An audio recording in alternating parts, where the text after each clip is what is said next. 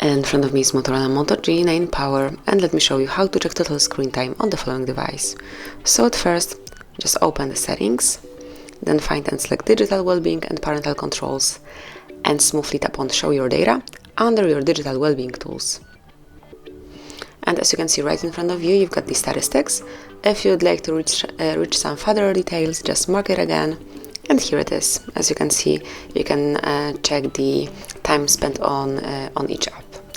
Obviously, we can pick the stats for previous days and weeks if only your device been in use. So this is it. That would be all. Thank you for watching. Please subscribe our channel and leave the thumbs up.